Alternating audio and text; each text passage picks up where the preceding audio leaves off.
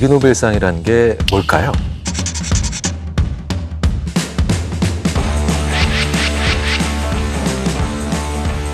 판단과 추론에 관련된 연구를 주로 하고 있는 어떻게 말을 하고 듣고 이해하는지 사람의 움직임과 행동에 대해서 연구하고 있는 이윤형 김태훈 김경일입니다. 네. 해보시면 어떨까? 700ml요. 이제 연구는 진행 중에 있습니다. 성공하고 싶으세요? 승진하고 싶으시다고요? 저주 인형을 만들어 보세요.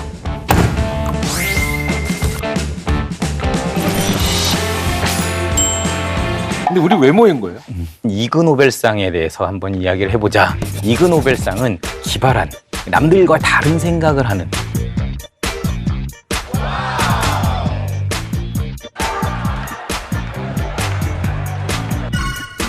It's about how much coffee you can drink. And with enough coffee drinks and a little bit of bad luck, you might end up in Boston. Thank you. 노벨상이랑 관련이 없다고도 볼 수 없는 게요. 이 이그노벨상 시상식에는 노벨상 수상자가 꼭 참석하거든요. 실제로 이그노벨상을 수상했는데 나중에 노벨상을 탄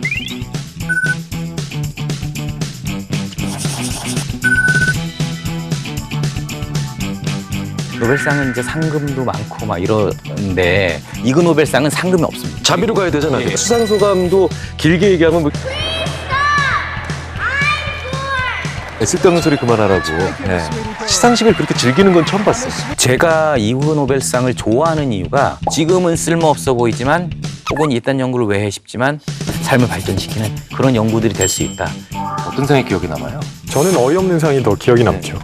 학자도 아닌데 심리학상을 수상한 싱가폴 전 총리. 전 국민을 대상으로 학습 심리학 교과서에 나오는 이론을 테스트하는 당황스러운 일을 하셨죠. 용기가 되는 이그노벨상들도 있어요. 다니엘 오펜하이머가 한 연구인데요. 오히려 정상적으로 글을 읽는 사람들보다 난독증을 가지고 계신 분들이 문제를 잘 푸는 경우. 우리는 그 사람이 핸디캡을 가지고 있기 때문에 우리보다 떨어질 거라고 생각했지만 그 핸디캡으로 인해서 이 사람들이 나보다 오히려 더 잘할 수 있는 게 있다. 그런 역사를 만들어낸 거라서 개인적으로 저는 그 연구를 되게 좋아해요. 제가 재밌게 본 거는 그 비스켓을 어떻게 찍어 먹으면 더 맛있나. 최근에 그 튀김에 대해서 과학적으로 설명하는 책이 하나 나왔어요. 그 저자가 탕수육은 부먹이다. 네, 찍먹은 과학적으로 맞지 않는다. 오랜 논쟁을 그렇게 해소하는 내가 맞았네. 이그노벨상이 유력하네요. 네, 그렇지 않을까.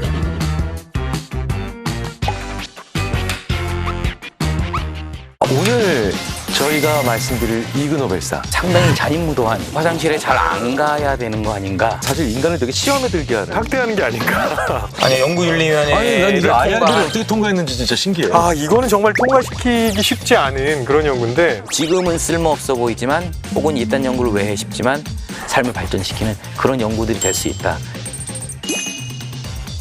돈을 벌 수 있는 결정을 더 잘하는 방법. 소변을 최대한 참아라. 어떻게 소변을 참는데, 오줌을 참는데 돈 버는 것과 관련이 있어요? 이 연구가 진짜 이그노벨상을 받는 연구의 표본이다 이렇게 생각할 수 있습니다. Nobel Prize in Medicine is awarded this year to Miriam Tuck of the Netherlands for demonstrating that people make better decisions about some kinds of things when they have a strong urge to urinate. 정확히 얘기하면 소변을 참고 있을 때 더 나은 결정을 하더라.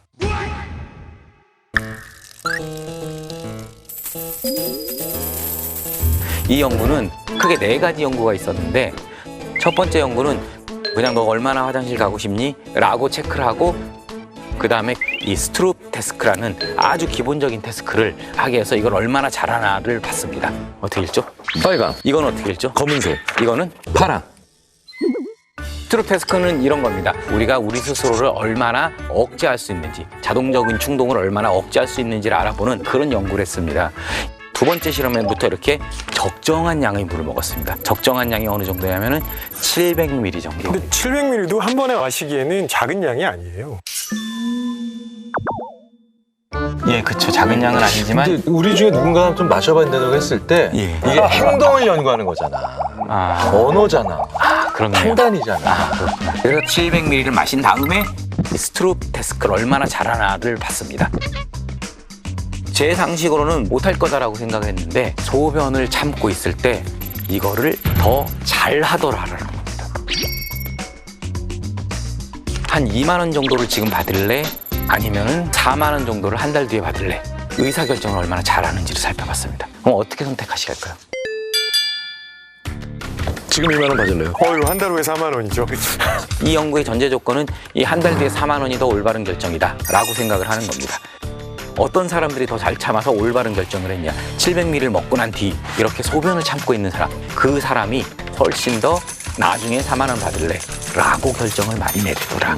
즉 참을성이 넓게 퍼지더라라는 상당히 재미난 얘기죠. 참고 있으니까 시야가 좁아지는 거지. 그런데 시야가 좁아지면 봐야 되는 것만 볼 수도 있겠죠.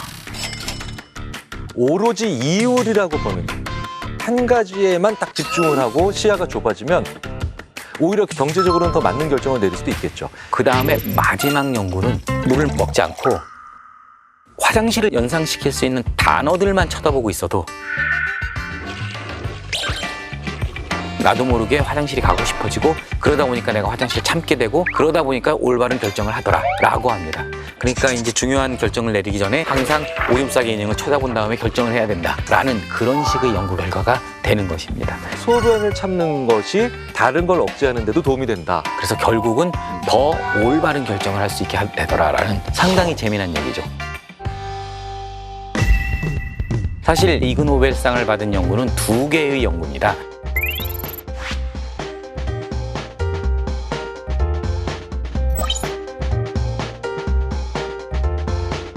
그래서 참 재밌는 건 이게 같은 해에 소변을 주제로 각각의 이그노벨상이 나왔느냐, 이것도 참 재밌는데 이 두 개의 연구가 결국은 중첩되는 게 있기 때문에, 그러니까 두 연구 모두 시야가 좁아졌는데 시야가 좁아지면 안 좋아지는 결과와 단순하게 생각했을 때 오히려 또 도움이 되는 그런 것으로 생각해보면 시야 좁아짐의 효과는 뭐 마찬가지로 누르고 있는 게 아닌가라는 생각이 들기는 해요. 근데 제가 보기에는 우리나라에서 이 연구가 진행됐다면 결과가 조금 더 재밌게 나왔을 것 같아요. 소변을 참는다는 걸 우리나라가 훨씬 더 이걸 엄격하게 가르쳐요.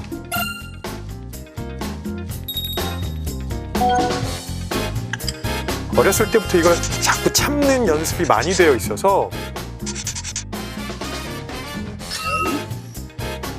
자기를 조절하는 이제로 연결될 수 있지 않을까 그런 생각이 듭니다. 그러면 훨씬 더 좋은 결정으로 이어질 가능성이 있는 거죠. 근데 지나치게 목이 마르거나 지나치게 화장실을 많이 가고 싶으면 수행이 현저히 떨어질 수 있다라고 생각이 듭니다. 네. 이건 아주 유명한 최적 각성理論으로 설명할 수 있을 것 같습니다.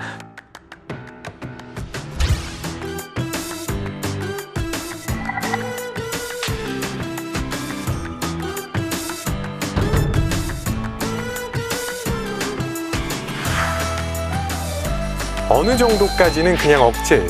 그리고 특정 지점을 넘어서는 순간 그건 더 이상 억제가 아니라 의지력을 투자해서 무언가를 막아야 되는 상황이 되는 것 같아요. 그러니까 다른 것들을 더 못하게 되는 게 아닌가 이런 생각이 드는데, 그래서 그 지점을 넘어서느냐 아니냐가 중요하지 않을까 하는 생각이 듭니다.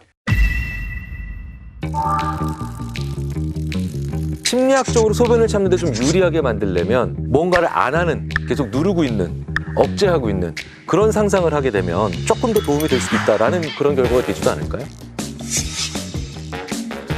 저는 아예 딴 생각을 하는 게 가장 효과적일 것 같아요. 그러니까 소변도 마찬가지고요. 무언가 지금 생리적인 욕구가 생기면 생리적인 반응에 주의를 기울일 수밖에 없죠. 그래서 아예 전혀 다른 생각을 하는 게 여기에 집중하지 않게 만들어주기 때문에 그나마 좀 도움이 되지 않을까. 맞아요. 실제로 모든 급한 건요, 화장실 문 앞에서 더 이상 참을 수 없거든요. 화장실이 저 앞에 있다 하더라도 화장실이 앞으로도 많이 가야 된다라고 하는 순간적으로 자기를 속일 수 있는 재치가 좀 필요할 수도 있겠죠. 재미난 연구가 하나 있어서 제가 같이 가지고 왔습니다. 소변을 참고 있으면 거짓말을 잘하게 되더라.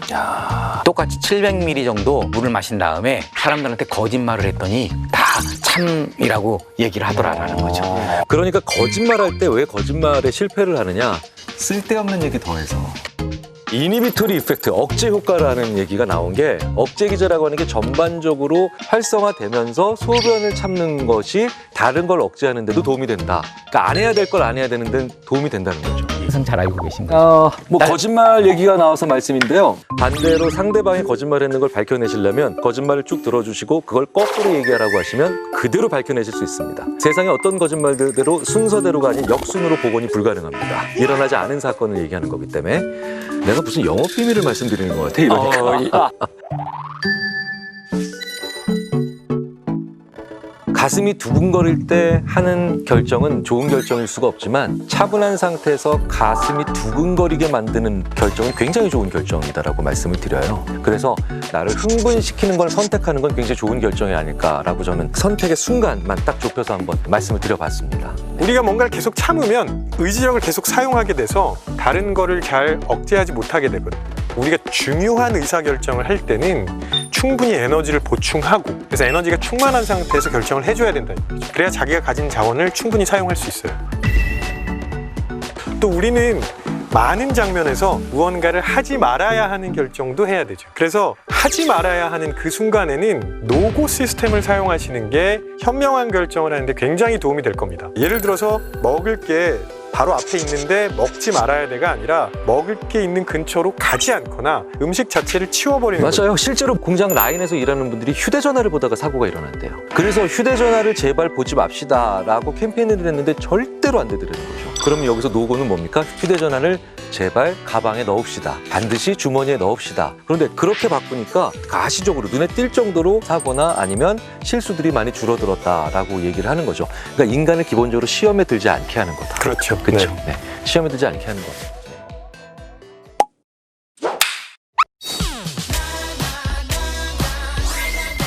(2018년에) 이그노벨 경제학상. 업무 효율을 높이려면 저주 인형을 만들어라.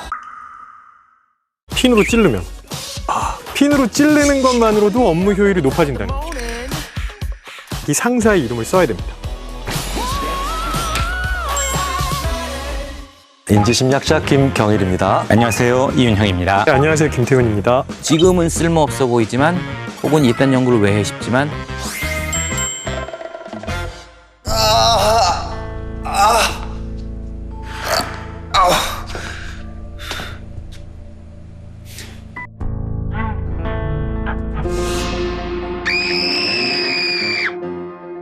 이 언뜻 들으시면 잘 이해가 안 가실 거예요. Employees to use voodoo dolls to retaliate against abusive bosses. 이 실험은 이걸 복수의 의미로 해석하고 있어요. 그리고 난 복수를 시작할 예정이다. 모욕을 당하거나 학대를 당하거나 아무튼 불공정한 느낌을 받으면 내가 왜 이런 상황이 계속 있어야 되지? 마음이 불편하고 그래서 뭔가 하기 싫고 이런 생각을 하게 되거든요. 그런데 저주 인형을 핀을 찌르는 행위를 통해서 불공정한 느낌을 회복했다는 거예요. 그래서 업무 효율이 높아진다는 굉장히 독특한 방식의 연구였습니다. 상사에게 모욕을 당하거나 불공정한 대우를 받았던 경험을 상상하게 만듭니다. 첫 번째 집단은 저주 인형을 가지고 찌르는, 두 번째 집단은 아무런 행동을 하지 않고 복수를 한 그 집단이 통제 집단과 유사한 수준으로 업무 효율이 높게 나왔다는 거죠. 보통 우리는 부당한 일을 당했을 때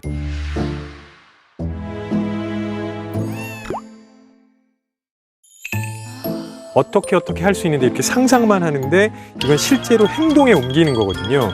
아주 작은 실제감이 주는 놀라운 효과가 아닐까 싶은 거예요. 그러면 이게 사실은 사소한 복수의 힘인 것 같아. 이게 사소한 복수가요, 의외로 장렬하거나 센 복수보다 해소되는 느낌은 더 강할 수가 있거든요. 복수는 장점이 많습니다. 나를 만만히 보면 안 돼. 라는 시그널, 그리고 내 스스로한테도 상당히 나한테 긍정적인 시그널을 줄 수 있습니다. 스트레스를 받으면 뭐라도 해야 되잖아요. 그렇다고 크게 하면 더 큰 스트레스가 오잖아. 이런 거.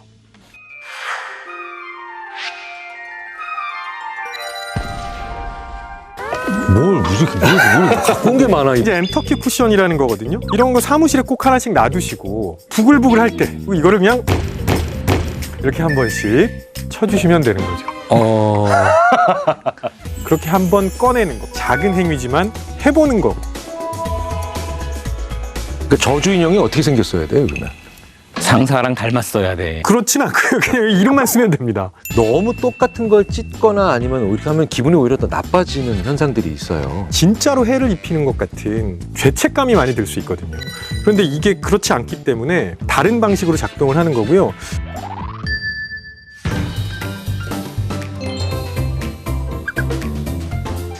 이것도 역시 스탠포드에서 있었던 연구인데 공포 영화를 보여줍니다.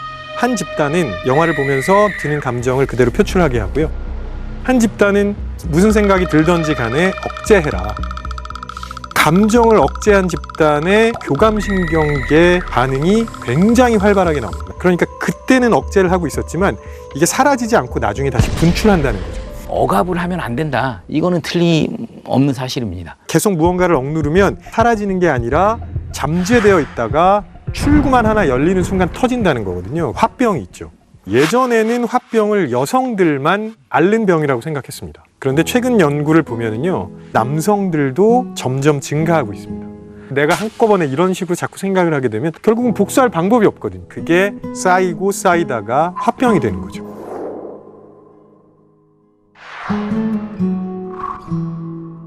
그때그때 푸는 방법들이 심리학에서 많이 나오는 거를 요즘 많이 보고 있죠.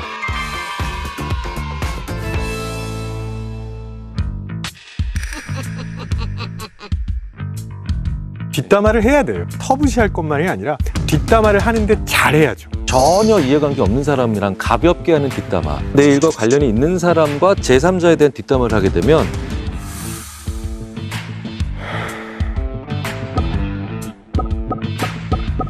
그러니까 이게 이해관계 때문이 아니고 걔가 진짜 나빠서 내가 뒷담화하는 거야 라는 걸 얘기하기 위해서 필요 이상으로 과다하게 그 사람을 악인을 만들어요. 그러니까 내 말에 책임지기가 점점 더 어려워지는 거지. 내 감정을 정당하게 해서 훨씬 더 많은 얘기를 해야 되고 세게 얘기해야 되니까 뒷맛이 그래서 개운치 않은 거고. 근데 인지심리학에서 많이 제시하는 방법이 뭐냐면 그러니까 이 스트레스도 지속적으로 받으면 리스트를 만들어서 지식으로 활용할 수도 있어요. 육하원칙에서 적어놓으면 이게 데이터베이스가 돼요. 자기의 스트레스를 기록화해서 데이터베이스로 만들어서 오히려 지식의 체계로 오히려 유용하게 사용하는 경우를 우리가 많이 보잖아요. 김경일 서울시내 주차 블랙리스트. 금요일 날 오후에 광화문에 가면 왼쪽에 있는 A 건물은 헬이야, 헬. 그때 B를 가면 헤븐이 열린다. 그런 것도 효율이라고 봐요.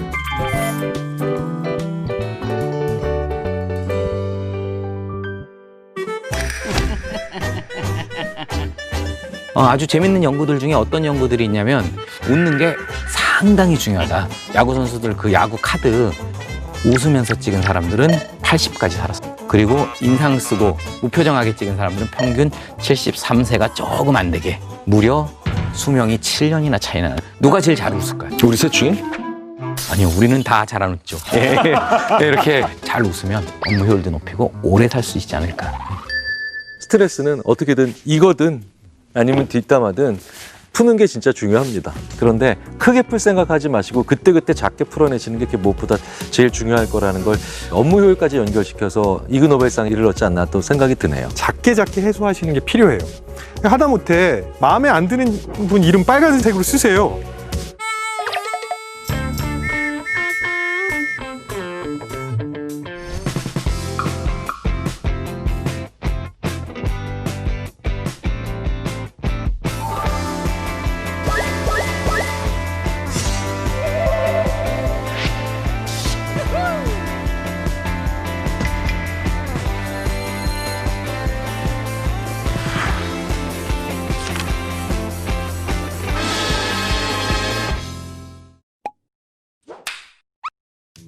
오늘 주제는 진짜 우리한테 늘 일어나면서도 굉장히 많이 필요한 주제인 것 같아요. 우리가 살아가면서 하면 안 되는 거죠. 지금은 쓸모없어 보이지만 혹은 이딴 연구를 왜 해 싶지만 삶을 발전시키는 연구들이 될 수 있다. 욕에 관련된 거예요. 욕. 네. 제가 갑자기 지금 두 분께 욕을 한다. 그럼 저는 죄송합니다. 안 한 것 같은데 먹은 느낌은 들고 들은 것 같아. 예, 들은 느낌. 들은 것 같아. 이 뒤에 있다 이 놈아 먹었으면 꺼져 이 아는 아주 듣기 싫어 죽겠니. 나게 이쁘게 생겼다. 야.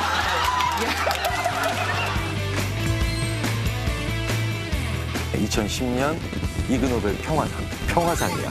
적절하죠.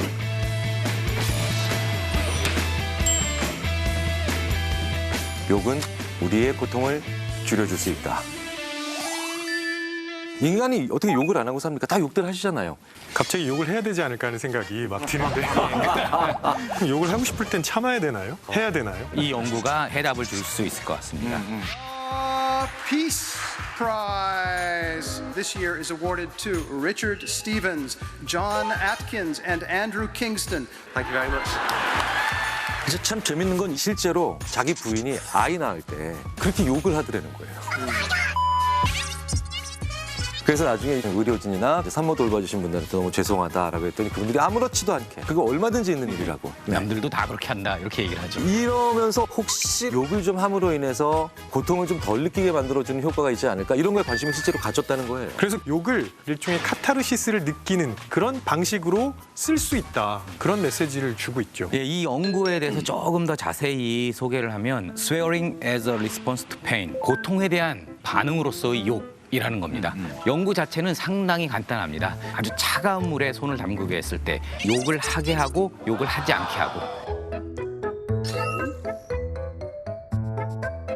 찬물에 손을 담근 사람들이 과연 얼마나 오래 버티는지에 대해서 측정을 하고 얼마나 고통스럽다라고 보고를 합니다. 동시에 심박수가 어떻게 변하는지, 즉 맥박이 얼마나 더 빨리 뛰게 되는지 그런 것들을 알아봤습니다. 그 결과 고통스러운 조건에서 욕을 하는 경우에는 더 잘 참게 되고 덜 고통스럽게 느낀다. 그리고 이런 효과는 여자들의 경우에 조금 더 낫더라. 다이 주댕이로 족구하고 앉아있네. 이 전만한 것들이.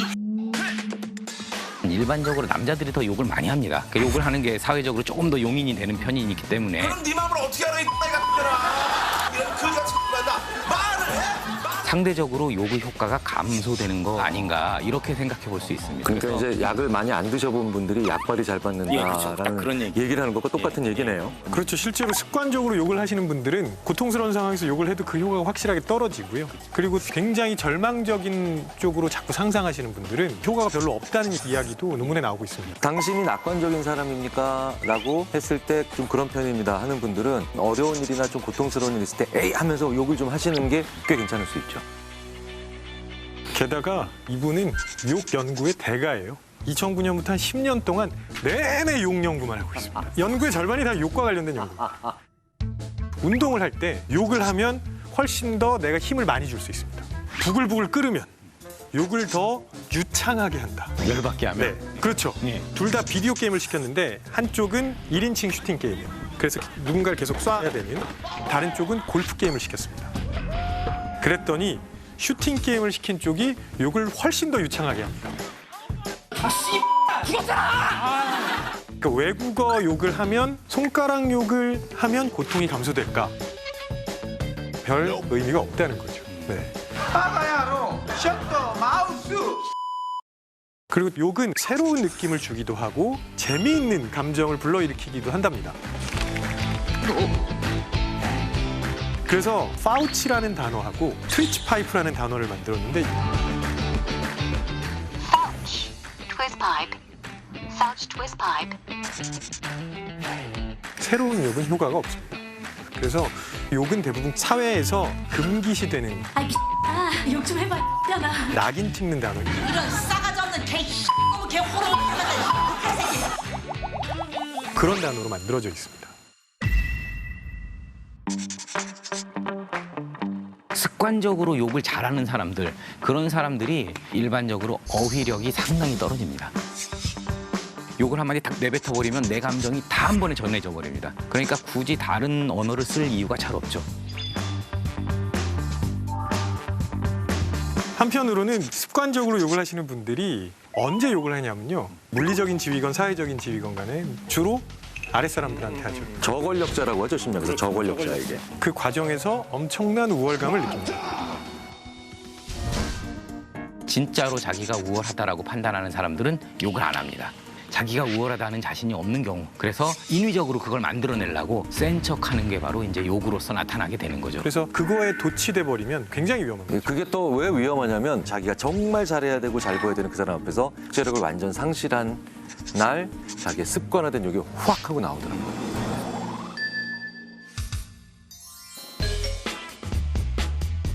욕을 많이 쓰는 사람들은 충동성 조절을 잘 못합니다. 충동성 조절을 잘 못한다라는 의미는 인간의 뇌에서 제일 중요한 이 전두엽의 발달, 직접적인 관련이 있어서 안 좋은 영향을 받을 수 있습니다. 근데 욕을 계속 듣게 되면 전두엽이 기능이 위축되는, 그래서 뇌에도 상당히 안 좋은 그런 영향을 줄 수 있다. 그러니까 서로 욕을 많이 하는 것들, 이런 것들은 정말로 좋지 않다. 심지어 그냥 듣는 거, 리스닝하는 것만으로도 아주 안 좋은 효과가 있는 경우가 있죠.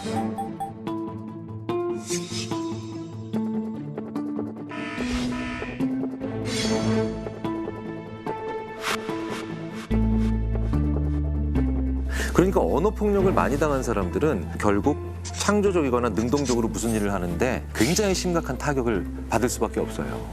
자, 그러니까 내가 부모이든 아니면 선생님이든 아니면 직장의 상사든 욕을 함으로 인해서 사람을 단기적으로 움직일 수 있을 거라고 하는 근시안적 관점을 절대 오래 가지시면 안 됩니다.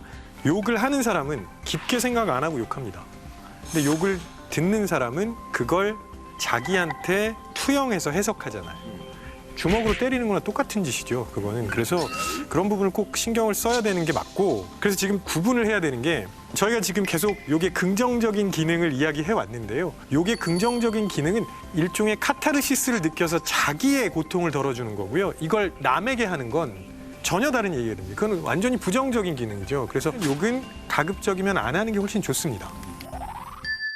인간이 고통에 대한 버틸 수 있는 내성이 강해질 때가 부모님과 자식, 가족 생각을 하고 있을 때 버틸 수 있을 가능성이 크거든요.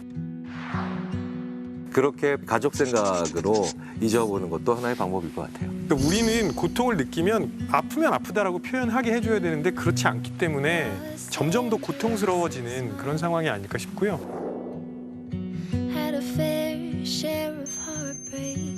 표현을 해야 그걸 극복하는 방법을 좀 스스로 배우지 않을까 싶습니다. 네. 내 감정을 적절히 표현하는 게 훨씬 더 고통도 참게 하고 스트레스도 줄여준다. 참는 것보다 적절하게, 적당하게, 정확하게 표현하는 게 그 무엇보다도 중요한 것으로 앞으로 좀 더 나가야 되지 않을까라고 하면서 그걸 느끼게 해주는 연구이기도 했습니다, 오늘 참. 오늘 해볼 얘기는 우리 일상생활에서 너무 중요한 학교 다닐 때 김태훈 교수님 별명을 늘 주무시는 김태훈 교수. 24시간 졸고 있고 자고 있고 학교에서 늘 주무셔, 스터디할 때 주무셔, 아마 강의할 때도 주무시지 않을까 싶어요. 지금은 쓸모없어 보이지만 혹은 이딴 연구를 왜 해 싶지만 삶을 발전시키는 연구들이 될 수 있다. 잠에 관련된 연구인데요. 우리나라가 전 세계에서 제일 안 자요. IQ가 한 6 정도 높게 나옵니다. 2014년에 이그노벨 심리학상.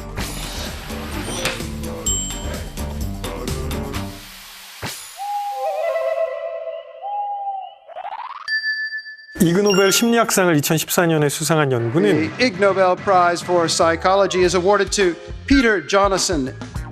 일반적으로 아침형 인간을 더 바람직한 인간으로 생각합니다. 일찍 자고 일찍 일어나는 게 왜 중요하냐? Creature of the Night, Chronotypes and the Dark Triad Trait. 늦게 자는 저녁형 인간이 어두운 세 가지 특징, 사이코패스, 자아도취, 마키아벨리즘과의 굉장히 높은 상관을 보이더라는 얘기입니다. 심리학에서 일반적으로 인간의 어두운 세 가지 측면을 얘기해요. 나르시시즘, 자존감이랑 좀 다르죠. 사이코패스, 상대방의 감성 체계에 전혀 공감이 없는 거죠. 마키아벨리즘, 나의 이득을 위해서 상대방을 능수능란하게 이용하는 거예요. 상대방을 도구처럼 무시무시한, 정말? 이라고 얘기하실 수밖에 없는 그런 연구입니다. 영국 대학생 263명을 대상으로 설문을 실시한 거죠. 아침형 인간으로 살아간다면 주로 해가 있을 때 활동을 할 거고요. 그러면 다른 사람들과 함께하는 상황들이 훨씬 많겠죠. 그러면 협동해서 무언가를 해야 되고 성격도 그런 부분이 더 발달하겠죠. 반면에 야간에 주로 활동하시는 분들은 혼자 활동을 하시는 게 많을 겁니다. 그렇기 때문에 그런 부분보다는 자신에게 집중하는, 안 좋게 변하면 이제 자아도취까지 가게 되는 거겠죠. 남을 크게 배려하지 않아도 되는 이런 쪽으로 성격이 발달했을 가능성이 있어 보입니다. 이 연구자는 우리가 사회 구성 요소로 살아가기 위해서 나타난 적응의 과정으로 보는 게 타당하지 않느냐. 이런 연구 소개해드리면 그러면 난 저녁형 인간이니까 어두운 측면이 되게 많구나. 이건 지금 상관 연구거든요. 두 변인이 관련이 있다는 걸 의미하는 거지 원인이 된다 이런 의미가 전혀 아니에요. 무조건 늦게 잔다라고 해서 이 세 가지 측면이 다 강하다고 생각하시면 안 됩니다. 나르시시즘, 사이코패스, 마키아벨리즘은 우리 인간이 다 가지고는 있습니다. 우리 안에도 다 있겠죠. 문제는 그걸 우리가 어떻게 컨트롤하고 다른 사람과 공존을 하냐는 거죠. 일찍 자고 일찍 일어나야 돼 라고 계속 배워왔습니다. 그렇지만 고흐 같은 경우는 밤이 세상에서 가장 아름다운 시간이다 라고 얘기를 했죠. 아침형 인간이라서 그랬고 저녁형 인간이라서 그랬고 하는 것은 아닙니다. 잠의 개인차가 굉장히 많다는 거예요. 어떤 연구가 있냐면 아침형 인간인지 저녁형 인간인지를 파악하고 이 사람들한테 IQ 검사를 합니다. 아침형 인간한테 아침에 해봅니다. 그리고 저녁 때 해봅니다. 저녁형 인간한테 저녁 때 해보고 아침에 해보기도 하죠. 그랬을 때 아침형 인간한테 아침에 한 경우랑 저녁형 인간한테 저녁에 한 경우 그 반대의 경우보다 IQ가 한 6 정도 높게 나옵니다. 엄청난 수치인데 6이면? 그만큼 머리 좋게 하기 위해서는 정말로 많은 노력을 해야 되는데 내가 가장 잘 활동할 수 있을 때 시험을 받냐 아니냐가 무려 IQ가 6 정도가 차이 나게 만드는 그런 효과가 있다. 아침형 인간이랑 저녁형 인간이랑 어느 쪽이 더 창의적인 생각을 한다 이런 구분을 하는 연구는 저는 바람직하지 않다고 봐요. 아침형 인간은 일과가 끝난 저녁 시간에 훨씬 더 창의적인 생각을 하고요. 저녁형 인간은 자기가 할 일을 다 한 다음에 아침에 훨씬 더 창의적인 생각을 한다는 연구 결과가 나와 있거든요. 일과를 본다? 그건 내가 원래 해야 되는 일에 집중해야 되는 시간이고요. 그게 끝나고 나면 훨씬 더 여유롭게 자기의 생각을 정리하고 이제 즐길 수 있는 그런 시간이 되는 거죠. 우리가 개인차를 굉장히 무시해왔다는 거죠. 근데 우리나라에서는 10시간 자도 10시간 잔다는 표현을 안 씁니다. 10시간 쳐잔다고 표현해요. 잠자는 거는 워낙 넌 아직도 자냐. 실제로 롱슬리퍼와 숏슬리퍼가 있어요. 대표적으로 뭐 아인슈타인 같은 사람 거의 10시간 넘게 잤죠. 그래서 아인슈타인 몇 시간 잤는 어느 전기에도 봐도 없어요. 우리나라에서는. 근데 재밌는 건 에디슨 3시간밖에 안 잤다는 건 에디슨 전기에 대부분 들어가 있어. 그리고 잠을 줄여. 잠을 줄여가 해결책이 되는 이상한 상황이 되는 거예요.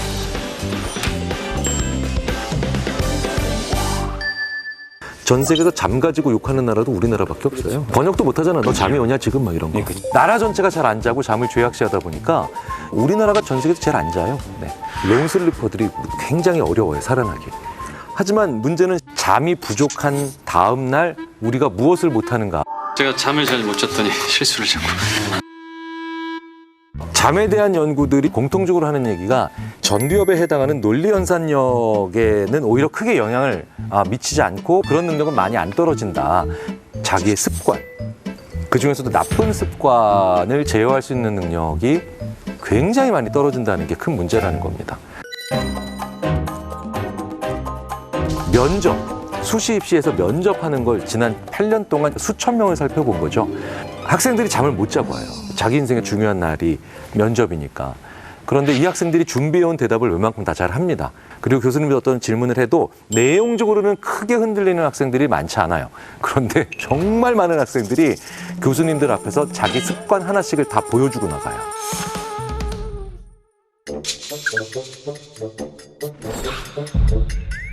열 명 중에 3명이 들어오자마자 이렇게 다리를 꽈요. 10명 중에 1명 정도는 나가면서 불을 끄고 나가요.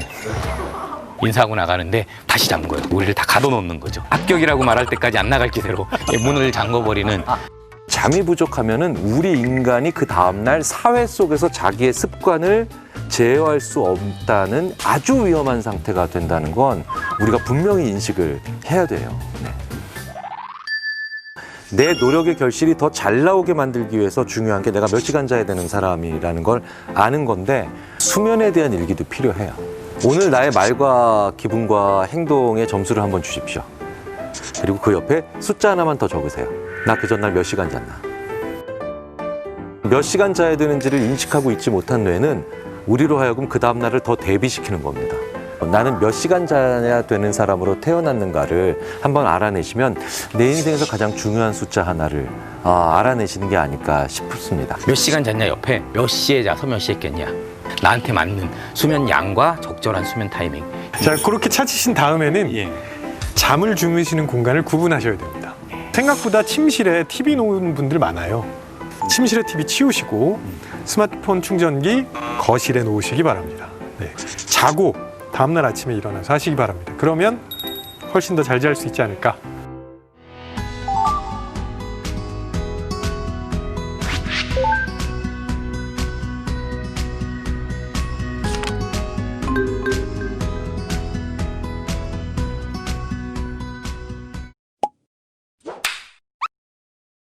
오늘 다뤄볼 이그노벨상, 이것도 모든 게 우리와 다 관련이 있는, 그러니까 또 이그노벨상을 받았겠지만 이거는 뭐 이윤영 교수님과 뗄래야 뗄 수가 없는, 지금은 쓸모없어 보이지만 혹은 이딴 연구를 왜 해 싶지만 삶을 발전시키는 연구들이 될 수 있다.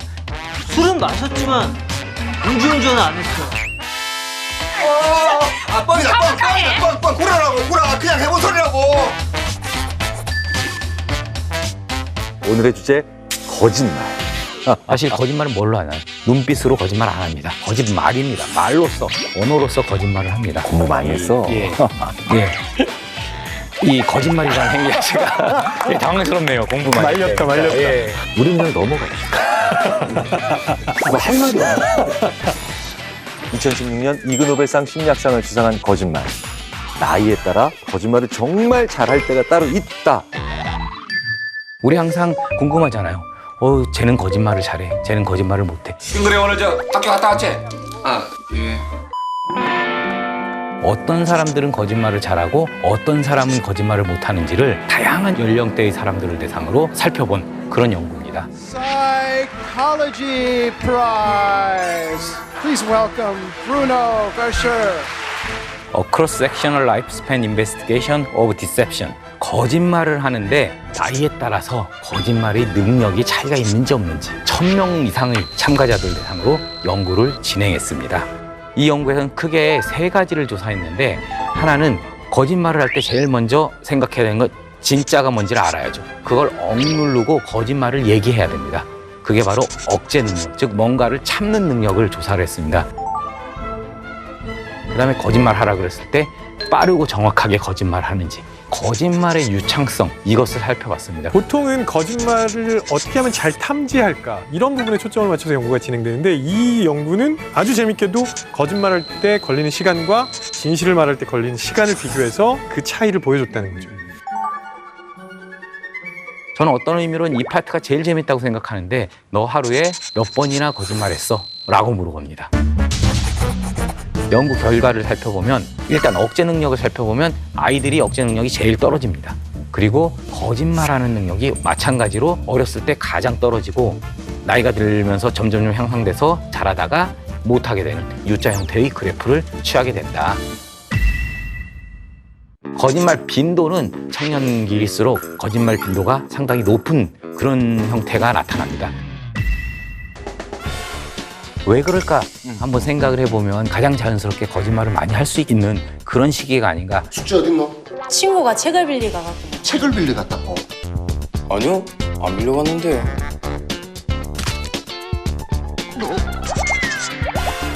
청소년기는 가장 많이 사회적으로 이렇게 감시를 받고 조금 통제를 받을 수밖에 없으니까 진실이나 실제로 일어났던 일, 실제로 안 한 일, 이런 것들을 얘기하면 처벌받을 거라고 하는 두려움이 많았을 때라서 또 그럴 수도 있겠죠. 그리고 또 한편으로 보면 아이들이 사회 속에서 나 자신을 제대로 찾아가기 시작하는 때잖아요. 편하게 앉아라. 편한데? 부끄러워서 그러나? 아닌데? 그러니까 다른 사람과의 관계, 친구들과의 관계에서 어쩔 수 없이 혹은 선의에 혹은 자연스럽게 나오는 거짓말들도 이때 빈도가 쭉 높아지지 않을까 하는 생각도 해보게 됩니다.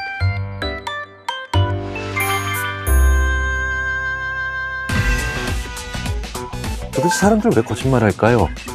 진화 심리학자들이 어떤 얘기를 했냐면 거짓말이라는 것의 자체가 결국은 프로소셜한 행동의 결과이다. 우리가 사회에 어울려서 살다 보니까 어쩔 수 없이 거짓말을 할 수밖에 없게 되고 그렇게 하는 것들이 오히려 사회생활을 더 윤택하게 한다라고 이렇게 제안을 하고 있습니다. 저는 아주 간단하게 접근해봤어요. 거짓말 왜 할까? 거짓말에서 얻는 게 있을 때, 그리고 내가 잘 모를 때, 이렇게 두 개로 크게 나눌 수 있지 않을까 싶은데, 일단 거짓말에서 무언가 얻는 게 있을 때 처벌을 피하기 위해서, 무언가 보상을 얻기 위해서, 더 좋은 평가, 명성을 얻기 위해서, 뭐 이런 다양한 상황에서 거짓말을 하는데요. 내가 뭔가를 잘 몰라요. 그럴 때는 모르기 때문에 느끼는 당황함을 숨기려고, 더 나아가면 내가 모른다는 걸 좀 가리려고, 이런 때도 거짓말을 하지 않을까 싶습니다. 인간의 지적 능력이 굉장히 뛰어나서 존재하지 않고 사실로 일어나지 않았던 것을 얼마든지 가정하고 뭔가 얘기를 진행시키는 능력이 있죠. 그래서 그걸 발달 심리학이나 인지 발달 분야에서 판타지를 생산해내고 심지어 소비한다, 아이들이 이렇게 얘기합니다. 그런데 대부분 이게 판타지를 그려내기도 하고 그다음에 말하기도 하고 즐거워하기도 하는 시기와 아이들이 첫 거짓말을 하는 시기가 대부분 일치합니다. 그러니까 무슨 얘기냐면 거짓말도 인간에게 볼 수 있는 굉장히 정교한 인지 과정이라고 마찬가지로 볼 수 있는 거죠. 재밌는 건 거짓말이 굉장히 중노동이에요. 뇌에서 존재하지 않은 사건들을 계속 연결해서 붙이고 심지어는 일어나는 사건을 억누르고 다른 얘기를 해야 되기 때문에 에너지가 많이 소모될 수밖에 없죠. 자, 그런데 많은 에너지가 소모가 된 상태에서 사람들이 보이는 행동, 자기의 습관을 자제할 수 없다는 거, 자제력을 상실한다는 게 일반적이죠. 애리조나 대학의 애니타 켈리 교수가 한 연구예요. 거짓말과 건강에 관련된 연구인데 건강 지표에서 거짓말한 그룹이 지표들이 안 좋아요. 거짓말을 하려면 분명히 진실을 억제해야 되죠. 그 진실을 억제하는 억제 기제가 어떻게 진실만 억제할 수 있냐는 거예요. 우리가 이전 이그노벨상 연구에서 이미 봤잖아요. 억제가 전이 된다. 소변 연구에서 나왔었죠. 소변을 참는 것이 다른 걸 억제하는 데도 도움이 된다. 즉 참을성이 넓게 퍼지더라라는 상당히 재미난 얘기죠. 그러니까 다른 신체를 원활하게 돌아가게 만드는 기능 자체도 결국 억제하는, 그러니까 거짓말은 기본적으로 건강에 좋은 건 아니다라는 또 결론들이 있죠.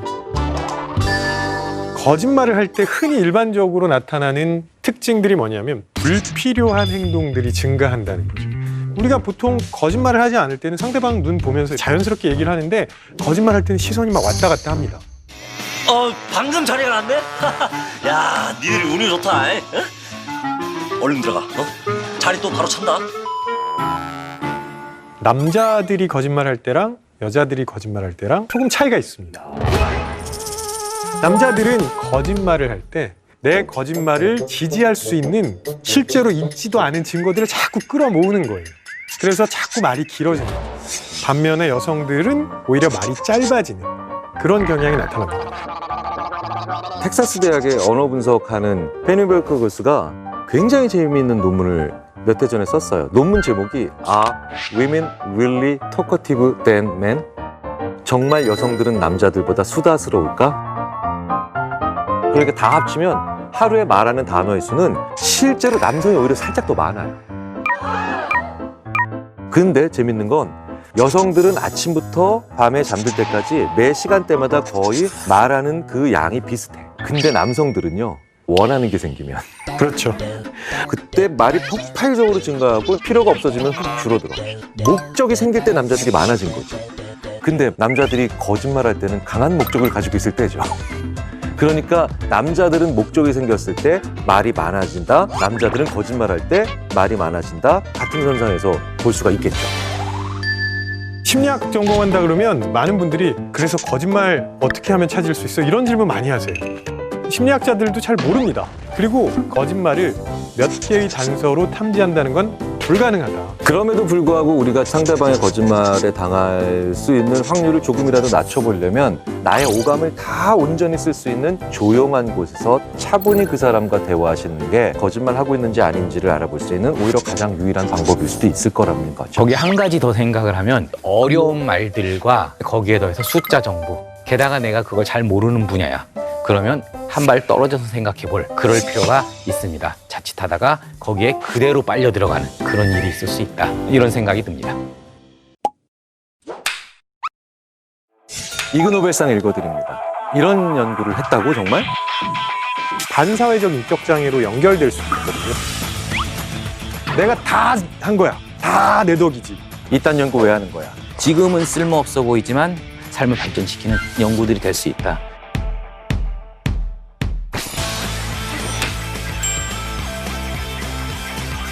눈썹 모양만 보면 자기애가 강한지 알 수 있다는 그런 연구입니다.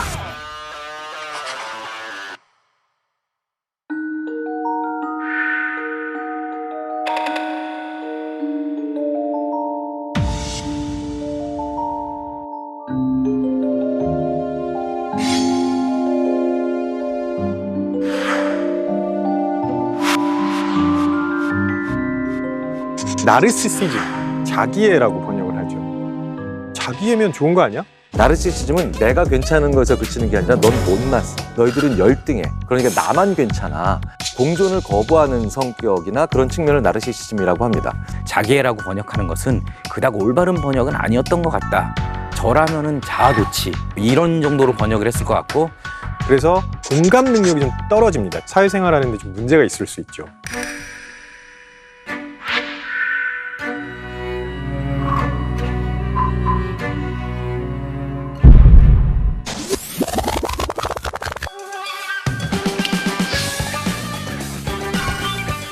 The Psychology Prize is awarded to Miranda Jacobin and Nicholas Rule for devising a method to identify narcissists by examining their eyebrows.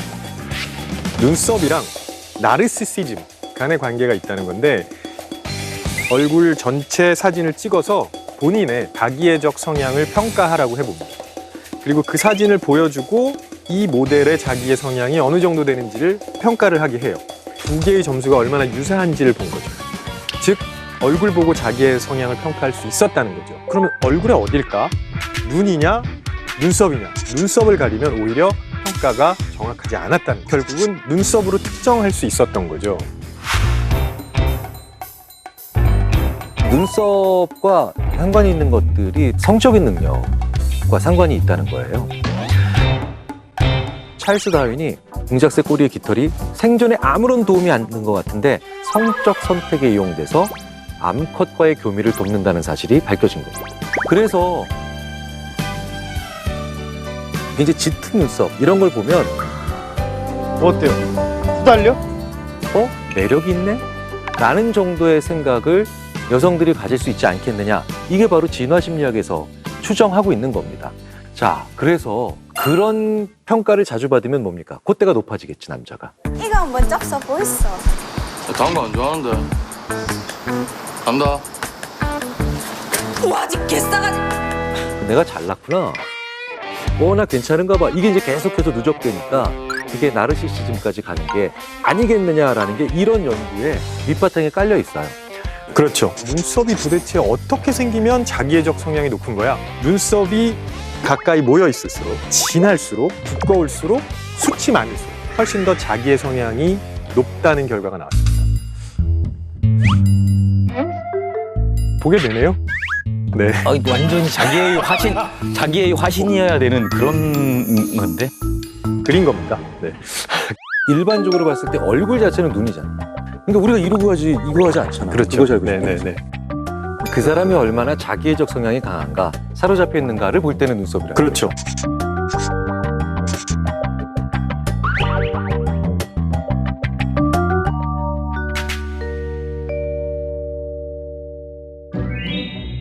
자기를 사랑하는 건 문제가 아니죠. 자기만 사랑하는 건 문제죠. 나르시시즘의 핵심은 나만 뛰어나야 되는 거거든요. 김 교수, 정말 이놈은 너무 좋아. 그런가요? 김 교수, 우리 학교에 있는 교수들 중에 1등이야. 이런 식으로 칭찬을 하면 나만 잘난 거야. 등수라든가 숫자화된 정보로 내가 최상의 지점이 있고 누구를 밀어냈다라고 하는 그런 식의 칭찬이 굉장히 중요하다는 거죠. 실제로 말투에서 나와요. 다들 고생했어. 이런 말 별로 안 좋아하는 거죠. 내가 다 한 거야. 다 내 덕이지. 이런 생각을 하고 있거든. 너무 자연스러운데? 너무 자연스러운데? 너무 자연스러워.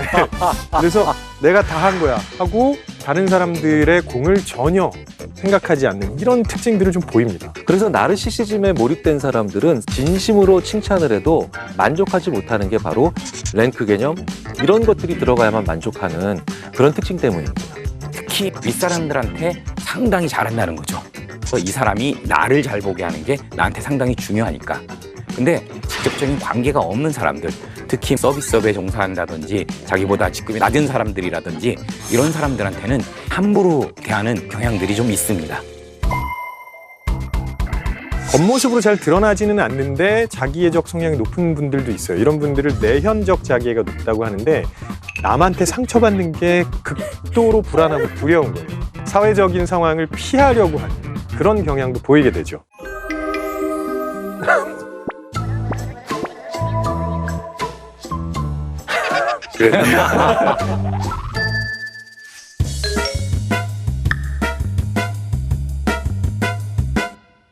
우리 아이가 어디 가서 기죽지 않았으면 좋겠다 이런 생각을 많이 하셔가지고 너 굉장히 잘났어 계속 칭찬을 하시는 부모님들이 많은데요. 이게 잘못하면 나르시시즘을 만들 수도 있습니다. 자기에 대해서 사랑하고 자존감을 가질 수 있게 되는 건 본인이 무언가를 해서 그 과정에서 얻게 되는 건데, 그런데 그걸 먼저 심어주시려고 하는 거예요. 또 다른 게 바로 뭐냐면 완벽주의를 강요당할 때 조금 더 하자가 없다라는 생각을 만들기 위해서는 내가 1등이 되는 수밖에 없어요. 아, 다른 사람들을 밑으로 내려보내야만 되는 거구나. 공존하는 건 안 되겠구나. 이렇게 생각을 하기가 쉽다는 겁니다. 근데 이타심이 적은 건 경쟁력을 없앱니다. 사람들은 이기적인 사람부터 사회에서 제거해 나가니까요.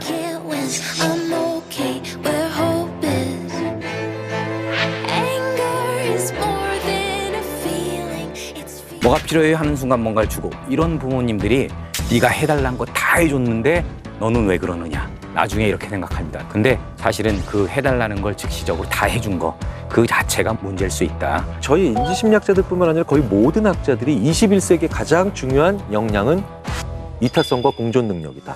즉시적 만족감의 지연 능력이 있어야 이타심도 가질 수 있고, 그리고 기본적으로 남들과 공존이 가능하죠. 아이들한테 그냥 기다려 하면 안 되고요. 설명을 해주시면서 보여주셔야 돼요. 부모님이 이타심을 보여주는 행동 혹은 기다리는 행동을 보여주면 아, 원래 저렇게 하는 거구나. 그걸 보면서 금방 습득할 수 있거든요. 근데 말로 하시면 아이들은 이게 딱 와닿지가 않습니다. 먼저 보여주시는 게 좋지 않을까 생각합니다. 오늘 소개해드릴 이그노벨상, 그런 말 들어보셨어요? 싼 게 비싸다? 예, 많이 들어봤죠. 예. 비싼 만큼 제값을 한다. 네, 가격이라는 게 얼마나 중요하고 무서운 효과를 가지는지를 보여준다는. 상당히 난임무도한 연구죠, 역시. 전 이게 진짜 이그노벨상 받았어 했어요. 연구윤리위원회 어떻게 통과했나? 저는 통과 안 시키는데. 네, 이거는 안 됩니다. 지금은 쓸모없어 보이지만, 혹은 이딴 연구를 왜 해 싶지만 삶을 발전시키는 연구들이 될 수 있다. 2008년도 이그노벨 의학상. 가짜약이라도 비싼 가짜약이라야 효과가 있다. 심리학에서 아주 잘 알려진 위약 효과라고, 진짜 약이 아닌 가짜 약도 약효가 있더라라는 그런 효과가 있습니다. 전 처음에 이거 보고 이게 진짜 이그노벨상 받았어 했어요. 왜냐하면 플라시보 이펙트는 심리학에서 너무 오래된 거거든요. The Ig Nobel Medicine Prize is awarded this year to Dan Ariely of Duke University. 저는 이 논문을 읽으면서 제일 먼저 눈에 들어왔던 사람이 바로 댄 에리얼리 교수예요. 하나의 브랜드에 가까울 정도로 유명한 심리학자죠. 우리나라에도 이 사람 책이 소개가 몇 건이 됐습니다. 근데 참 이 댄 에리얼리처럼 재밌게 강연하고 또 재밌는 연구 많이 하면서도 우리에게 많은 통찰 주는 사람이 별로 없죠. 이 논문의 제목은 Commercial Features of Placebo and Therapeutic. 위약의 상업적인 그런 특징들이 어떤 것이 있냐. 즉 비싼 가짜약이 더 효과가 좋다라는 그런 주제의 연구입니다. 연구 내용을 살펴보면 82명의 참여자들을 참여를 시켜서 약을 먹기 전에 전기 충격을 주고 느끼는 고통 정도를 다 측정을 합니다. 한 그룹한테는 2.5달러짜리 약이다. 또 다른 그룹한테는 10센트로 할인이 된 거야 라고 하는 약을 줍니다. 그 다음에 또 전기 충격을 줍니다.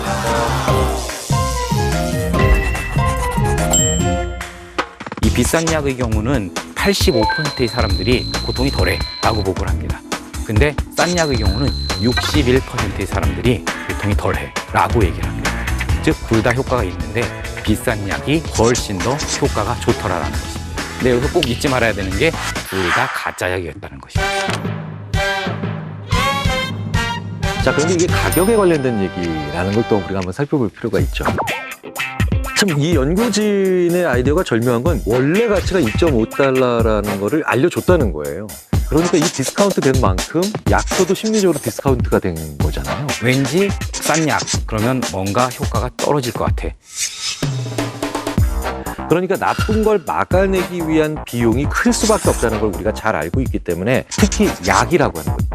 약처럼 나쁜 걸 막아내기 위한 것에 우리의 무의식이 비싸다고 하는 것의 효과가 잘 일어나는 것도 우리가 눈여겨볼 필요가 있습니다. 이 플라시보가 항상 위약, 약이라는 말에 더 붙어있는 것도 마찬가지 이유가 되겠죠. 하지만 이 약을 먹고 실제로 통증이 줄었죠. 그렇다면 이게 위약 혹은 가짜약이라 하는 게 과연 적절한 표현인가? 사실은 이건 기대 효과죠. 그게 실제 약이건 가짜 약이건 간에 우리가 무언가를 먹어서 내 몸이 좋아질 거라는 기대를 하고 있거든요. 그러니까 기대가 작용을 하는 거고요. 실제로 에너지 음료 많이 드시잖아요. 에너지 음료도 정가에 사는 것보다 싸게 사면 효과가 떨어진다고 해요. 좀 비싼 에너지 음료를 마셨을 때는 아, 이게 나의 각성 수준을 훨씬 더 끌어올릴 거야 라는 기대를 하는 거죠. 그러니까 각성 수준이 높아지면서 실제 수행도 좋아지게 되는. 저는 이걸 기대 효과적으로 해석하는 게 훨씬 더 적절하지 않을까 그런 생각을 합니다. 그래서 플라시보에 관련된 연구들을 보면 내가 지불해야 될 게 좀 있는 플라시보를 복용하게 되면 실제로 사람들이 그 이후의 삶에서 기대하는 결과를 만들기 위한 방해가 되는 행동을 줄이고 도움이 되는 행동을 늘리더라는 거죠. 그러니까 플라시보에는 피그말리온 효과도 같이 들어가 있는 거죠.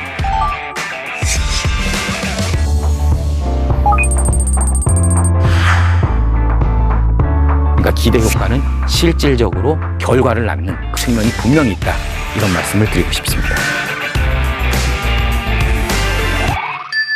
플라시보 효과랑 완전히 반대되는 효과로 노시보 효과라는 것이 있는데 근데 실제로는 이 두 효과가 원리는 똑같습니다. 둘 다 기대 효과입니다. 플라시보 효과도 기대 때문에 좋아지는 거죠. 노시보 효과는 기대 때문에 나빠지는 겁니다. 그래서 어떤 게 안 좋아, 해로워 라는 암시를 계속 받게 되면 실제로 내가 안 좋아지는 그런 경우도 있다라고 합니다. 우리나라의 의료기술이 엄청나게 좋은 거 잘 아실 겁니다. 그런데 우리나라에서는 암 진단을 받으면 나 얼마나 살 수 있냐, 얼마나 남았냐. 이게 사실 굉장히 부정적인 질문이거든요. 그런데 질문을 바꿔서 나 지금부터 뭘 해야 되나요? 이런 식으로 한번 질문을 바꿔보십시오. 그러면 내 주위의 모든 것들을 긍정적 플라시보로 바꿀 수 있는 힘을 얻으신다는 겁니다.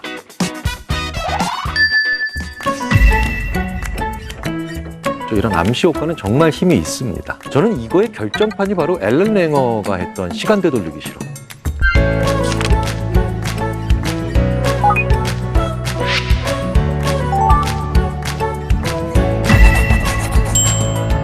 모든 건강과 관련된 지표들이 20, 30년 전으로 돌아간 것처럼 호전이 되더라는 거예요. 긍정을 계속해서 만들어내는 언어적인 행동들이 얼마나 중요한가를 볼 수 있다는 거죠. 그러니까 내가 할 수 있다라고 믿으면 진짜로 할 수 있게 되는 그런 현상들이 나타날 수 있다라고 생각합니다.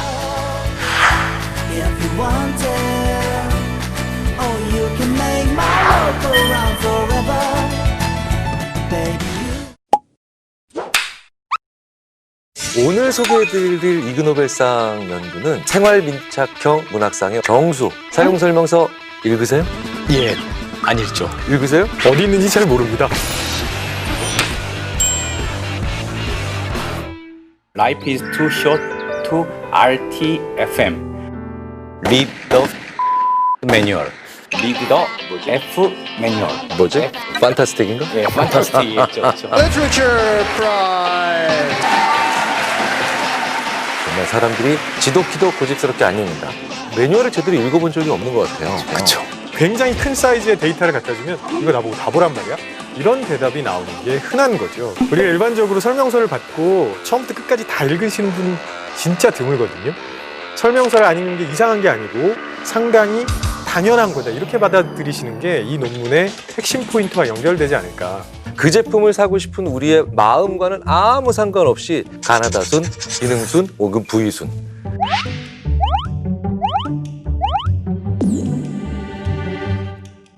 심리학자들이 얘기하는 비상금을 숨기기 제일 좋은 곳이 브리테니커 대백과사전입니다. 안 보니까 세상에서 제일 재미없는 책이거든요. 그런데 매뉴얼이 백과사전이랑 똑같은 구조를 가지고 있습니다. 제목이 얘기하듯이 이걸 읽기에는 우리 인생이 너무 짧더라라는 것이죠. 크게 두 가지 연구가 있는데 하나는 사람들이 읽느냐 안 읽느냐 그리고 얼마나 읽느냐 조사를 했고 그 다음에는 6개월 동안 심층적으로 면담을 합니다. 그 결과 젊은 사람들은 대충 다 아는 것 같다라고 생각하더라. 여자들은 조금 더 그 기계의 본질적인 것 그것을 사용하는데 충실하려고 노력을 하고 나는 잘할 것 같아라는 착각과 핵심 기능만 쓰면 되지라는 이 두 가지가 다 있어서 교육 수준이 높은 사람들이 좀 덜 읽더라. 매뉴얼을 안 읽는 가장 근본적인 이유 중에 하나는 우리가 인지적 구두쇠다라는 거죠. 자동차 회사에서 간편 설명서도 내놓고 온라인 매뉴얼도 내놓고 하지만 왜 안 읽느냐? 일단 운전할 줄 압니다, 기본적으로. 아니까 안 읽어. 또 고장 신호가 들어왔어. 그럼 내가 봐봤자 내가 못 고치니까. 어차피 정비소 가야 되는데 내가 뭐 하려고 이걸 보고 있어. 이런 생각으로 이제 설명서를 안 읽게 되는 것이죠.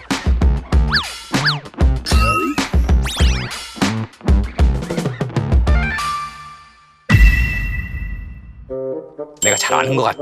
그래서 이제 설명서를 많이 안 읽는다. 이게 바로 내 능력에 대한 판단을 정확하게 내리지 못하기 때문이다. 남들 같은 경우는 헬스장 연간 회원권을 사서 몇 번 가다 말겠지만 나는 결심했으니까 열심히 할 거야. 나는 남들보다 의지력이 뛰어나. 이게 바로 착각입니다. 이와 관련한 아주 중요한 이 심리학적 개념 중에 하나가 이제 확증 편향이라는 게 있는데 일단 한번 내가 결정을 하고 나면 결정이 틀렸을지도 몰라. 반증 가능성을 보는 것을 아예 생각을 안 한다. 내가 원하는 것들만 계속 찾아 나간다. 아주 좋은 예로 내가 간헐적 단식 시작할 계획이에요. 검색을 합니다. 뭐라고 검색하죠? 간헐적 단식이 건강에 좋은 이유. 그렇죠. 이렇게 검색을 합니다. 그러면 건강에 좋은 이유만 쫙 나옵니다. 아, 역시 좋아. 그러니까 해야지. 근데 그게 아니라 이게 싫다고 생각해. 그러면 어떤 증거를 찾아 다니냐면 간헐적 단식이 해로운 이유. 네, 그렇죠. 이렇게 찾아 나간다는 거죠. 우리는 보고 싶은 것만 보더라라는 것이죠.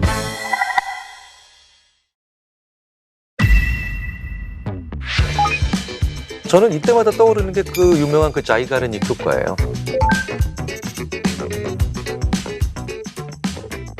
내가 내일 푸지게 쏠게. 갈게요. 우리 언니 쉬세요.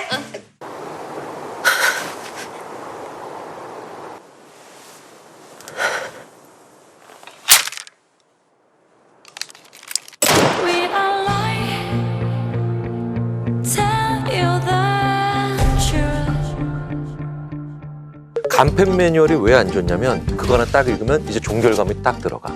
더 이상 매뉴얼 볼 생각을 안 한다는 거예요. 이걸 가지고 재밌게 이용하는 심리학자들이 있어요. 완결감을 떨어뜨려서 다음 일을 더 잘하게 만드는 거지. 그래서 공부 잘하는 아이들이 분철을 하잖아요. 저희 학번에서 공부 제일 잘하는 친구가 책이 다 분철돼 있어. 걔는 오늘 그것만 딱 격파하고 난 다음에 나머지 챕터가 그러니까 궁금한 거지.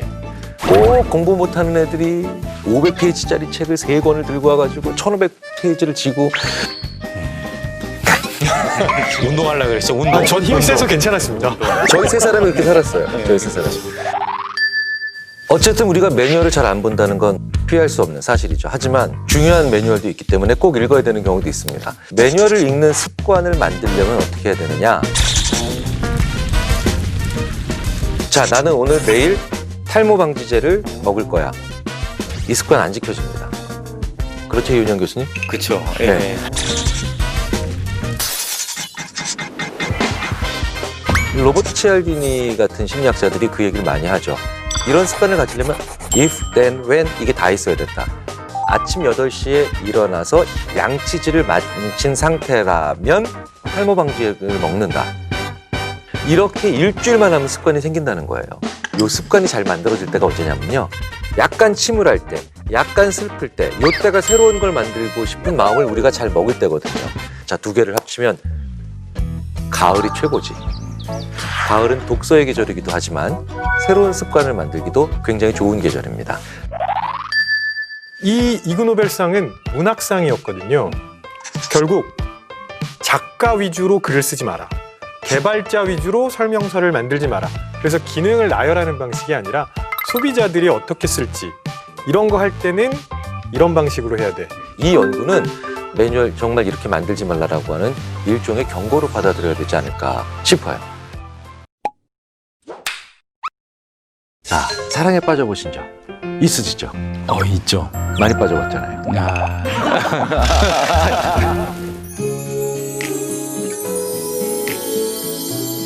사랑에 빠지는 것과 강박장애가 있는 것. 뇌에서 일어나는 화학적인 것으로는 다르지 않다. 이걸 보여주는 이그노벨상.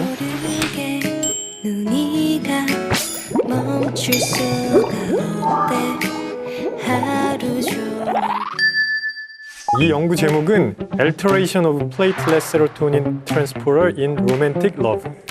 낭만적인 사랑에 빠진 것 그리고 강박장애는 구분하기 어렵다는 얘기. 그것도 심각한 강박장애랑 구분이 안 된다는 거죠, 지금? 네. The Ig Nobel Chemistry Prize is awarded to Donatella Marziti, Alessandro Rossi, Giovanni Cassano of the University of Pisa.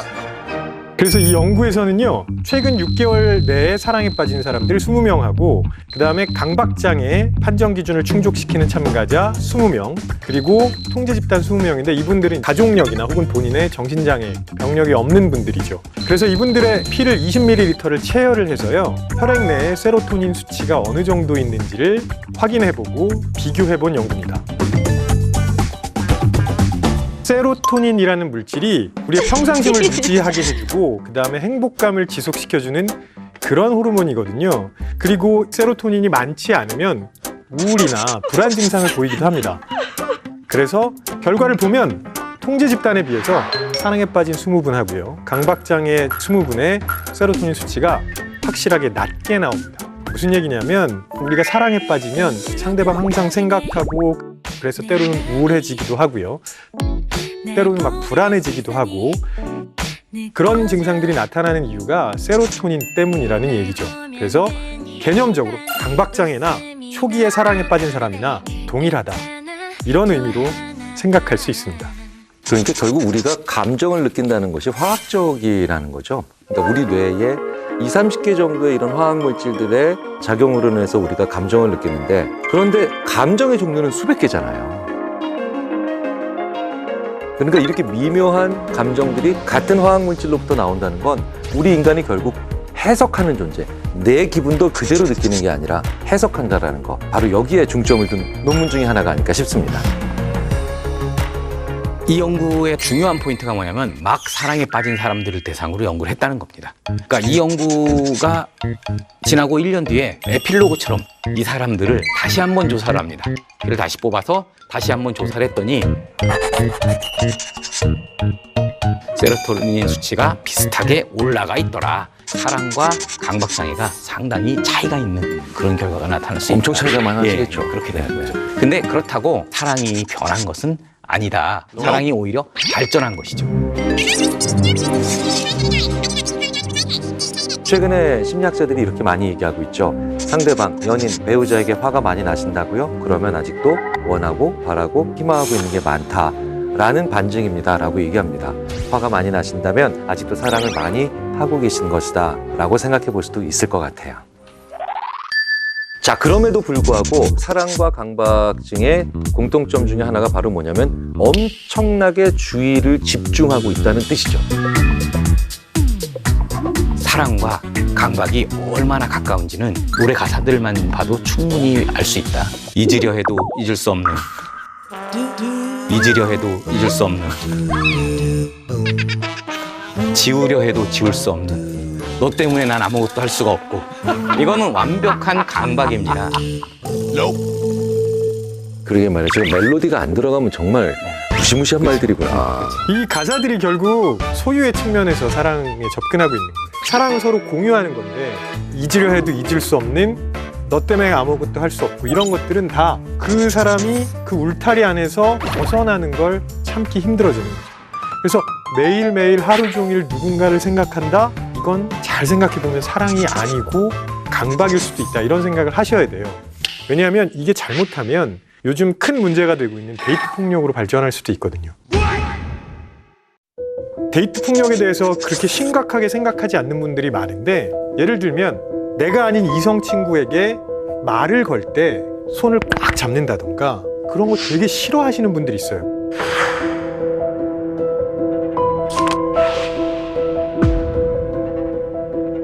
건강한 사랑을 하는 관계라면 다른 사람의 관계도 중요하게 생각하고 존중해줘야 되는데, 그렇게 하는 것만으로도 손을 꽉 잡는다?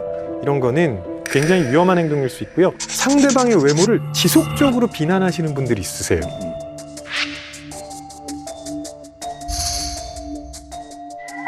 그거 자체가 학대라고 생각하셔야 돼요. 특히 남성이 여성인 자기 배우자의 외모를 계속해서 평가절하하고 비웃는 게 바로 너는 나 이외의 남자를 만날 수 없다라고 하는 강한 구속력을 만들어내는 언어적 폭력이거든요. 이런 것들이 일종의 데이트 폭력의 초기 신호일 수도 있습니다. 근데 사실 저는 데이트 폭력이란 말 자체도 말이 안 돼. 데이트란 말을, 그 좋은 말을 왜 거기다 갖다 붙여? 그냥 폭력이지. 폭력이죠. 그렇죠. 그냥 폭력이에요. 사랑을 연구하는 심리학자들이 상당히 많습니다. 사랑은 심리학이 아주 중요한 주제인데, 그중에 로버트 스턴버그라는 사람이 있는데, 이 사람이 얘기했던 사랑의 삼각형이라는 이런 개념이 있습니다. 전 이 사랑의 삼각형 모형 보면서 이 세 가지 중에 하나라도 너무 세게 가면 강박이 될 수 있지 않을까, 그런 생각이 들어요. 그래서 이 균형을 잘 이루어야 우리가 흔히 말하는 아름다운 사랑이지 않을까 싶습니다. 자, 우리가 이제 강박증으로부터 벗어나고 싶을 때가 있습니다. 자, 근데 어떻게 해야 되느냐?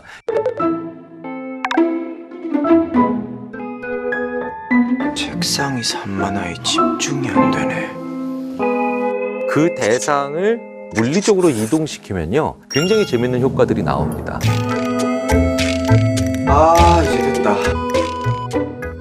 근데 이게 바로 뭐냐면, 어떤 물건에 대해서 가지고 있는 생각이 그 물건을 둘러싸고 있는 물리적 환경과 강하게 연결이 돼 있기 때문에 그 물건을 조금씩 다른 곳으로 옮겨보면서 그것에 대한 나의 생각 혹은 나의 행동들을 좀 더 여러 가지로 만드는 방법이 좋은 방법일 겁니다. 습관도 마찬가지예요. 나쁜 습관을 없앨 수 없어요. 그래서 나쁜 습관은 다른 좋은 습관으로 덮어씌운다라고 표현을 하거든요. 강박적인 것은 다른 것으로 덮어씌우는, 그것이 가장 좋은 방법이 아닐까 생각이 듭니다. 저 같은 경우는 여름에 선풍기를 껐나 이걸 되게 신경을 많이 씁니다. 그러다가 제가 생각해낸 게, 선풍기를 끌 때 꼭 선풍기 껐음이라고 말을 하자라고 생각을 했습니다. 말을 하면 내 입에서 나갔고 그다음 내 귀에 들어왔습니다. 그러다 보니까 내가 선풍기 껐다는 사실을 훨씬 더 명확히 알 수 있습니다. 그리고 또 한 가지 방법은 뭐냐면 콘센트를 뽑습니다. 그럼 훨씬 더 동작이 커지기 때문에 기억하기가 훨씬 쉽습니다. 저는 여기서 노고 시스템을 이용해야 된다, 이런 말씀을 드리고 싶은데, 예를 들어서 계속 불을 껐나 혹은 가스불 껐나 이런 것 때문에 강박적으로 생각하시는 분들이 계시다면 현관문에 붙여놓으세요. 가스불 껐는지 확인하자, 이렇게 붙여놓으시거나 혹은 사진을 찍으시거나 이렇게 해주시면 그게 그대로 증거가 되고 더 이상 생각할 필요가 없게, 즉 노고 시스템을 잘 활용하시는 방법이라고 생각합니다.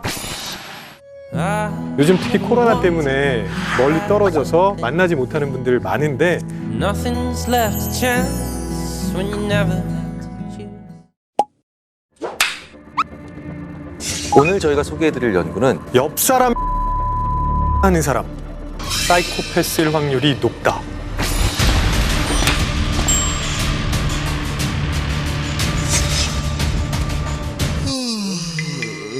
자, 오늘은 이그노벨상을 아직 받진 않았지만 이그노벨상감으로 정말 충분하다, 앞으로 받을 가능성이 농후하다 하는 연구를 하나 뽑아봤습니다. Contagious Yawning and Psychopathy.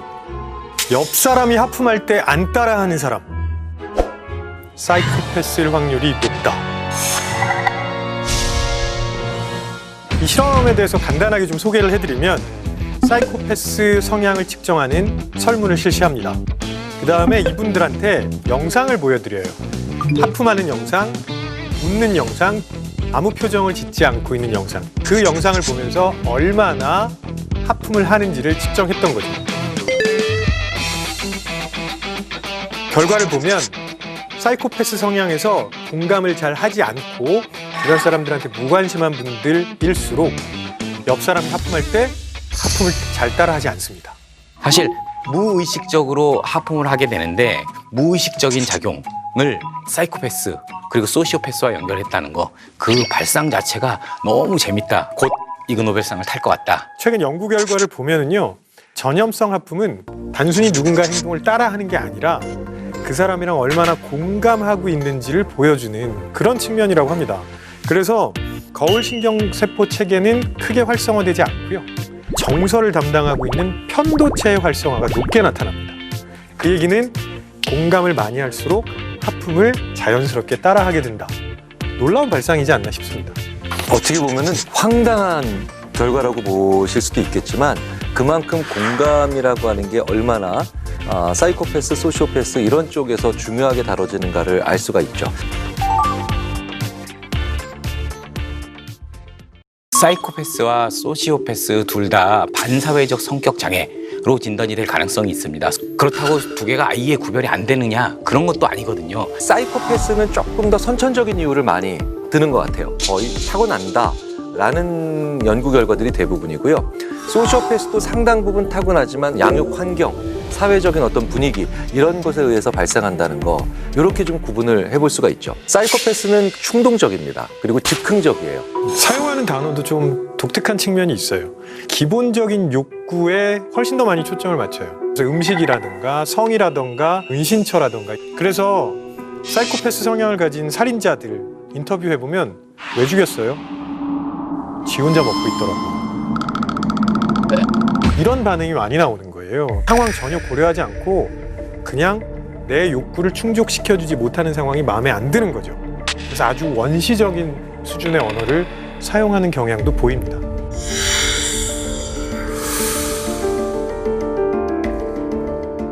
사이코패스에 대해서는 많은 내용들이 있고 사람들이 많이 알고 있는데 소시오패스에 대해서는 사람들이 잘 모르고 있는 것 같습니다. 쉽게 말씀드릴게요. 사이코패스는 티가 나요. 그런데 소시오패스들은 티가 잘 안 나죠. 소시오패스의 여러 가지 행동적 특징들이 있는데 그중에 이 가스라이팅에 상당히 능하다라는 것입니다. 상대방을 내 맘대로 조정할 수 있는 그런 능력들, 소시오패스들이 이런 가스라이팅적 언어 사용에 상당히 능합니다.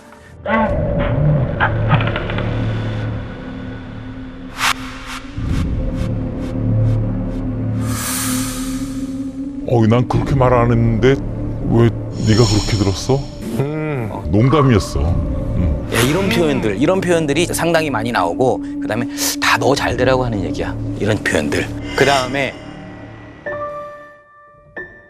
스스로의 그 불우한 가족사 이런 거에 대해서 많이 얘기를 합니다. 그래서 동정과 연민을 효과적으로 이용하려고 노력을 하고, 그리고 갑자기 잠수를 타고 이 상대방은 불안해지거든요. 그런 불안들을 계속 유발하는 그런 현상들이 상당히 많이 나타나더라라는 것이죠. 그래서 우리가 거절을 한번 해봐야 됩니다. 내가 힘들어서 더 이상 못하겠어, 이제 난 여기까지밖에 못하겠어 라고 했을 때 나를 존중한다면 아 미안해 라고 해야 되죠. 그런데 오히려 그때 더 적극적으로 나의 동정심을 불러일으키는 그런 잔재주를 부린다면 이건 굉장히 정교하면서도 질이 아주 안 좋은 소시오패스라고 봐야 됩니다.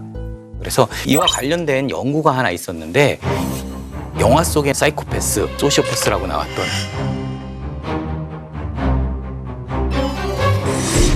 실제로 이 사이코패스, 소시오패스 스케일을 가지고 한번 조사를 해봤습니다. 사이코패스로 대표적으로 나오는 게 조커.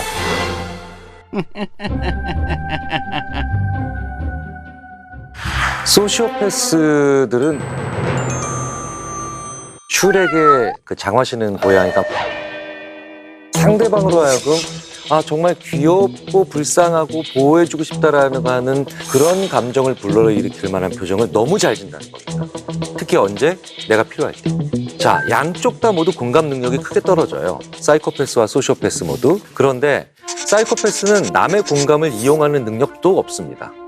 하지만 소시오패스는 자기는 공감 능력이 높지 않지만 남의 공감을 이용할 수 있는 이 머리는 너무 잘 발달돼 있기 때문에 더 악의적이라고 볼 수가 있겠죠. 자, 그런데 소시오패스적인 사람들에게 피해를 본 분들의 공통점이 뭐였냐면 외로웠다는 거예요. 외로움을 견디다 못해 나쁜 관계로 도피하는 거예요. 이 외로움을 잘 달랠 수 있는 방법을 우리가 잘못 알고 있다는 겁니다. 나랑 같이 밥을 먹고 영화를 보고 여행을 같이 가고 이 모든 것들을 같이 하는 그런 사람들이 몇 명 있을 때 외롭지 않다라고 생각을 합니다. 하지만 대부분 그렇지 않습니다. 느슨하지만 넓은 관계,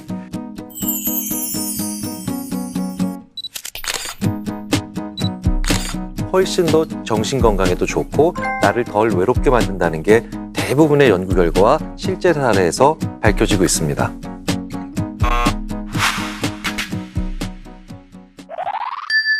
사이코패스와 관련돼서 2019년에 나온 영화인데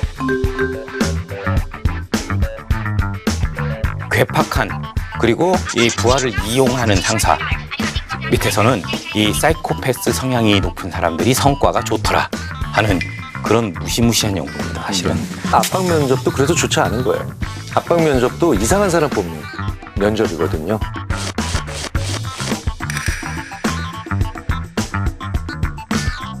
사람들한테 그런 수치심을 줬을 때 그걸 아주 잘 버텨내는 사람들, 이런 경우는 그것을 좋은 사람을 뽑는 게 아니죠. 제임스 펠론 박사의 이야기인데요. 이 사람이 우연치 않게 자기 뇌를 찍었어요. 보니까 사이코패스랑 뇌가 똑같이 생긴 거예요. 본인의 어머니한테 이런 얘기를 했더니 그동안 숨기고 있었는데 우리 가게에 엄청난 살인자 7명이 있어. 사이코패스의 유전적인 소인을 가지고 있던 사람이 정상적인 삶을 어떻게 그렇게 될 수 있었느냐. 이분의 어머니가 정적 강화라는 걸 많이 사용하셨습니다. 무조건적으로 너 잘했다라고 이렇게 사랑을 주는 게 아니고요. 잘했을 때 그 행동에 대해서 긍정적인 피드백을 주는 거고요. 그렇지 않았을 때는 그런 피드백을 주지 않는 거죠. 우리는 그냥 무조건 잘했다고만 하면 될 거라고 생각하는데 그러면 안 좋은 효과가 나타날 수도 있다는 얘기입니다. 소시오패스, 사이코패스가 되는 것을 막는 방법이 공감 능력을 키우는 것이다. 공감 잘한다 이렇게 생각하는데 과연 진짜 우리가 공감을 잘하나? 헤어져서 아프다. 아 그래 아프겠구나 헤어졌으니. AI도 그렇게 얘기할 수 있습니다. 근데 인간이 할 수 있는 공감은 그걸 넘어선 공감적 개입입니다. 그러니까 나와라 술 한잔 하자.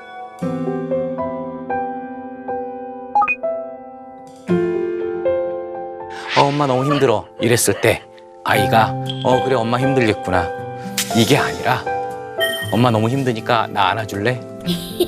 라고 해서 안아줄 수 있는 행동으로서 하게 하는 것. 이거 되게 중요한 방법이에요. 엄마들은 보통 아이들이 힘들면 아이들을 안아줘야 된다고만 생각하는데 엄마가 힘들면 표현하시라는 거죠. 엄마 힘들어. 그러니까 나도 좀 안아줘. 그랬을 때 훨씬 더 그 공감을 이 양방향적으로 경험할 수 있거든요. 그래서 그쵸. 나는 힘든 거 표현하지 않겠다 그렇게 생각하실 건 아닌 것 같아요. Up in the sky, sing in this moment till the dawn brings the day. 엄마 힘들어. 그러니까 나도 좀 안아줘. 중요한 건 사춘기 자녀에게 하시면 안 된다는 겁니다. 제가 사춘기 딸에게 이 방법을 구사했다가 그냥 힘들어졌습니다. 이 방법을 아빠 좀 안아주렴. 소원이다.